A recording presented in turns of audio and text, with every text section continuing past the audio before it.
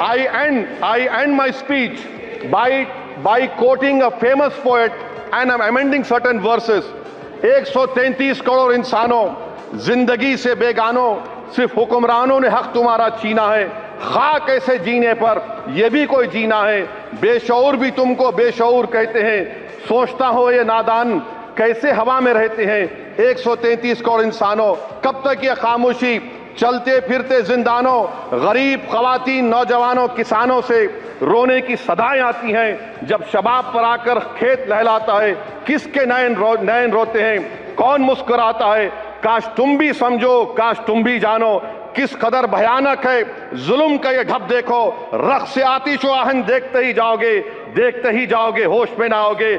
और अनएम्प्लॉयमेंट पर अभी बोला गया नौकरियां दे रहे हैं, तो शायर ने इनके बारे में अच्छा कहा कि फूल शाखों पर खिलने लगे तुम कहो, जाम जिंदों को मिलने लगे तुम कहो, चाक सीनों के सिलने लगे तुम कहो। इस खुली झूठ को, जहन की लूट को मैं नहीं मानता, मैं नहीं जानता। शुक्रिया मैडम। की स्पीच में फाइनेंस मिनिस्टर ने 4 बरादरियों का जिक्र किया।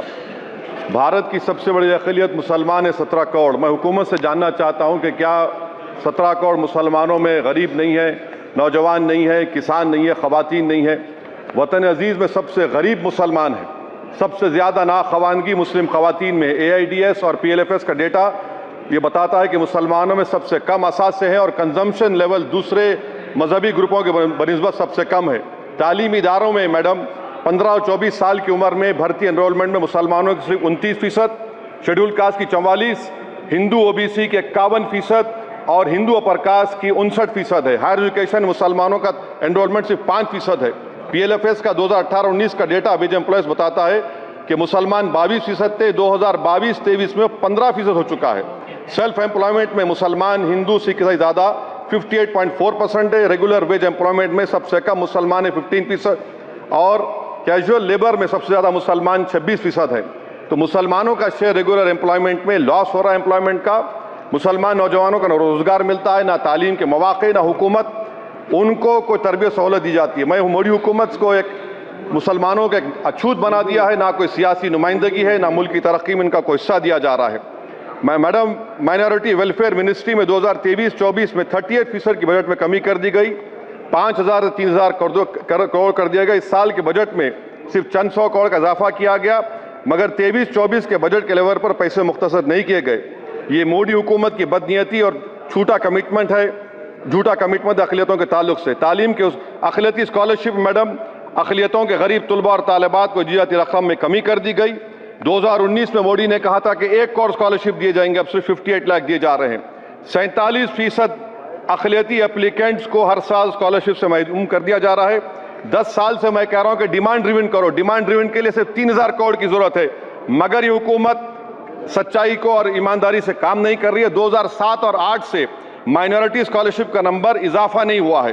Pre matric scholarship madam Kundu committee ने कहा कि मुसलमानों में drop out rate primary level पर होता है, तो हुकूमत ने 9th क्लास से प्री मैट्रिक स्कॉलरशिप पैसे दे रही है। NDMC की इक्विटी मैडम 800 करोड़ एक मजाक है। PMGAV के में 910 करोड़ दिए गए। सारी दुनिया जानती है कि जहां मुसलमान बसता है गांव में, शहर में, वो अंडर डेवलप एरिया है, और आप मजाक करें ऊंट के मुंह में जीरा देकर। हज में 97 करोड़। हज कमेटी एक रिश्वत का मरकज बन चुका है। प्राइवेट टूर ऑपरेटर्स के एक लाइसेंस के लिए पैसे देना पड़ता है, बिल्डिंग सिलेक्शन के लिए पैसे देना पड़ता है, मीना मुजदलफा में कंपनी के सिलेक्शन के लिए पैसे देना पड़ता है। मैं हुकूमत से मुतालबा करता हूं कि उसको खत्म किया जाए और CBI से इंक्वायरी करवाई जाए। मोदी हुकूमत को अक़लियतों, बिल्कुल मुसलमानों से नफरत को खत्म करना पड़ेगा। मुसलमानों को उनका दस्तूरी हक मिलना चाहिए। आप कैसे विकसित भारत बनाएंगे अगर 17 करोड़ मुसलमान नफरत करेंगे? मैडम पूरी स्पीच में फाइनेंस मिनिस्टर के बच्चों का जिक्र नहीं है। आज हमारे देश में 66 लाख बच्चे रोज भूखे सोते हैं। 46 मिलियन बच्चे स्टंटेड हैं मेल न्यूट्रिशन की वजह से। 25 मिलियन बच्चे वेस्टेड हैं। मासूम बच्चों की यह बदकिस्मती और बदबख्ती है कि एक शख्स चाय बेचकर वजीर आजम बन गया। LTC long term capital gain tax madam was decreased from 20 to 12.5%. However, the indexation benefit has been removed and won't apply to any property purchased after 2001. This will be detrimental to the growth of real estate, limit household capital formation and impact employment generation in construction sector.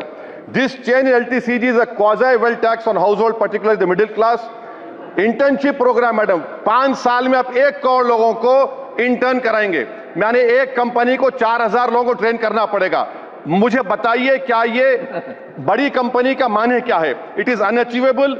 Will it be based on market cap, revenue, employ size? Maybe prime minister Modi is saying to Agniveer to do internship after 4 years of service in armed forces. Madam, 21 billion people have given up all hope and stopped looking for jobs. This brings down to 9% eligible population that are either employed or they are looking for jobs. Maybe finance minister can introduce a Berozgar tax and tax the unemployed as well. No significant increase for social welfare, healthcare. It looks like Prime Minister Modi is saying देश की middle class की संपत्ति पर पहला हक हमारे alliance का है. In real terms, when adjusted to inflation, the allocation of health ABPMJ has declined. Modi is saying he said heal in India during G20. The reality is India is hurting. Madam, this government wants to increase FDI from China. Is the Prime Minister not concerned that our armed forces cannot patrol 26 patrolling points out of 65 in Ladakh? Maybe the Prime Minister wants the Chinese monopoly Indian markets. Import from China have crossed 101 billion in 2024. Prime Minister Modi says Khelo India, but in reality the budget has shown that Modi government policy is Jhelo India. गरीब, middle class, farming, city dwellers, men and women, सब मोदी को झेल रहे हैं. Madam, in the current financial year, in February 5th, 15,993 MSMEs have been closed. Total MSCs closed have 35,680. Andhra Pradesh bifurcation. This parliament passed a law. For last 10 years, Modi government has shown their intellectual dishonesty in not giving ITR, IIM, Bayaram Steel Factory, Railway Corridor Hazipet, recognition of Palmaru as National Irrigation Project. This shows intellectual dishonesty of this government. Madam, I end my speech by quoting a famous poet, and I'm amending certain verses. 133 crore इंसानों, जिंदगी से बेगानों, सिर्फ हुक्मरानों ने हक तुम्हारा छीना है. खाक ऐसे जीने पर यह भी कोई जीना है. बेशऊर भी तुमको बेशऊर कहते हैं. सोचता हो ये नादान कैसे हवा में रहते हैं. 133 करोड़ इंसानों, कब तक ये खामोशी? चलते फिरते जिंदानों, गरीब खवातीन, नौजवानों, किसानों से रोने की सदाएं आती हैं. जब शबाब पर आकर खेत लहलाता है, किसके नयन रोते हैं, कौन मुस्कुराता है? काश तुम भी समझो, काश तुम भी जानो किस कदर भयानक है जुल्म का ये ढब. देखो रख से आतिश व आहन देखते ही जाओगे, होश में ना आओगे. और अनएम्प्लॉयमेंट पर अभी बोला गया नौकरियां दे रहे हैं, तो शायर ने इनके बारे में अच्छा कहा कि फूल शाखों पर खिलने लगे तुम कहो, जाम जिंदों को मिलने लगे तुम कहो, चाक सीनों के सिलने लगे तुम कहो. इस खुली झूठ को, जहन की लूट को मैं नहीं मानता, मैं नहीं जानता. शुक्रिया मैडम.